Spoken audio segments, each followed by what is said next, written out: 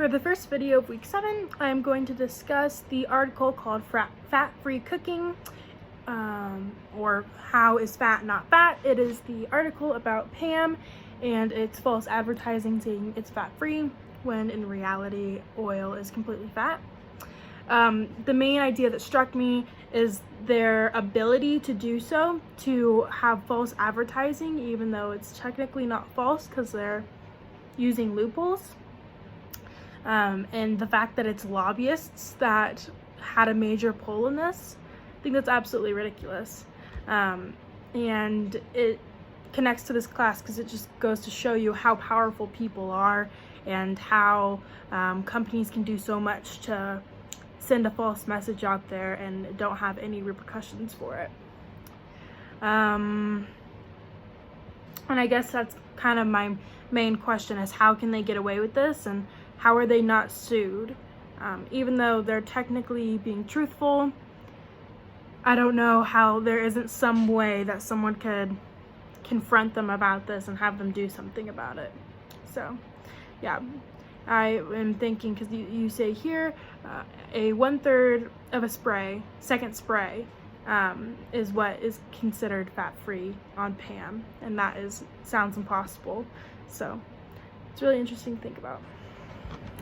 The second video for week 2 is the battle over the Colorado state pet. This is the bill that allowed cats and dogs from shelters to become the state pet, which created issues with lobbyists who argued that they were leaving out birds, reptiles, spiders, lizards, snakes, etc. I'm not entirely sure or understand why this would be a huge issue.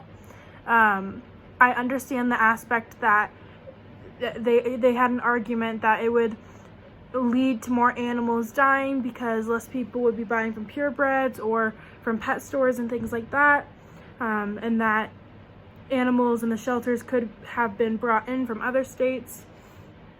So I can understand that, but other than kids wanting to help animals, I'm not too sure that I agree with the lobbyists. So, and then it talked about how they had an issue deciding between service dogs and shelter dogs, and that it seems like they went with both. The kid decided to go with both and include all of them. I feel like it could have made more sense to go with service dogs, and that would have created less of an issue with this bill. And I feel like they could have gotten more support from the state. So this was a really interesting article. It caught my eye just because it was so bizarre and unlike anything I'd read before. And it kind of goes back again to how powerful lobbyists are everywhere. For the first idea of week 8, I am going to discuss presidential power waxes and wanes. I chose this idea because it does a really good job of explaining how power waxes and wanes, I guess, but also it explains that the president has way less power than I think we all think they do. So it was just really interesting to read, plus all the Time magazine covers were really interesting to see how society views a president at the time depending on decisions that they make, and how the media has an impact on how you perceive a president. Like all the Trump ones with him in the storm, and then actual water, and then he's being flooded, and then he's being flooded with vaccine germs everywhere. So it really just shows the time, like what's happening at the time. So it'll be interesting to look back at these over the years and see what was happening at that time. I don't think it really explained how powers wax and wane. It didn't give us any information on what he has more power in and what he has less power in depending on the circumstances, but I think the point of this was how much power he has in society depending on his decisions. The second idea I'm going to talk about for week 8 is a bizarre moment in election 2012. This article was super interesting and kind of funny. It discusses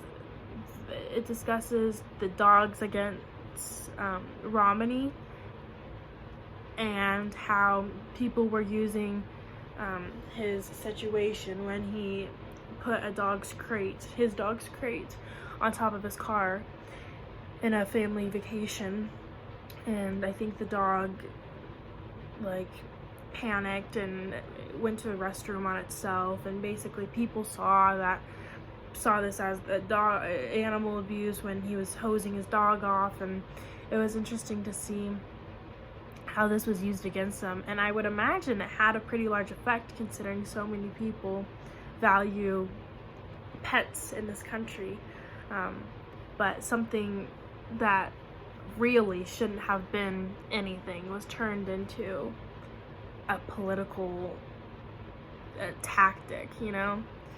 So it kind of makes you think about how anything can be turned against you, especially when you're in a place of power or when you're running for office of some sort, how any little thing can be taken and pinned against you. So this was one of the better articles from week 8. For the first idea of week 9, I'm going to talk about Schoolhouse Rock's How a Bill Becomes a Law. I chose this because I watched it as a kid, and so did my parents actually.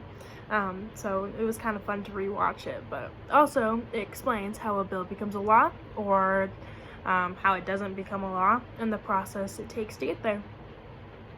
So I gained a better understanding that a bill goes to a congressman. If a citizen has an idea, it goes to a congressman. If they think it's cool, then they send it to I think they said Senate or like committee, and then it goes to, if it's passed there, it goes to House of Reps, and then the Senate, and then hopefully the president, and it is signed and become law.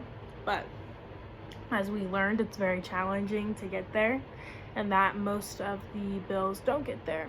I think in the next video, which is the like revamped version from Vox, talks about some sort of like veto bouncer and how most of them get kicked out, but how 1 or 2 pass, and it's a huge deal. So I really liked this, and I thought it was a fun way to explain how a bill becomes a law.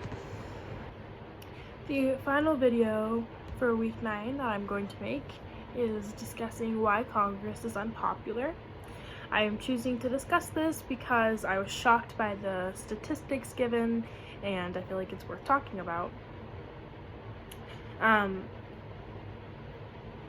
It shows here it's saying the popularity of Congress today, other approval ratings compared against congressional approval at 9%.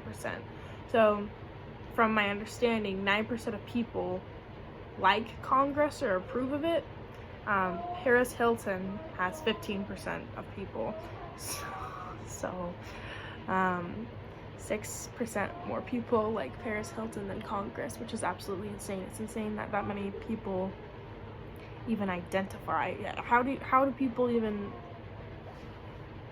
compare Paris Hilton to Congress? It doesn't make sense. But yeah, other things that are above it is Nixon during Watergate, oil and gas industry, the BP during the oil spill. So it was really interesting to see this. I think this poll was taken in 2011. So only 9% of people, I guess, approved or liked Congress in 2011. I really liked this chart because it was really, it's a really good visual way to explain the amount of people that don't agree with Congress and how it's kind of an issue, I guess, in this country. More people like Paris Hilton than Congress, then I think we definitely do have an issue. But I really liked this one overall, and it was a really great way to visualize what we're learning.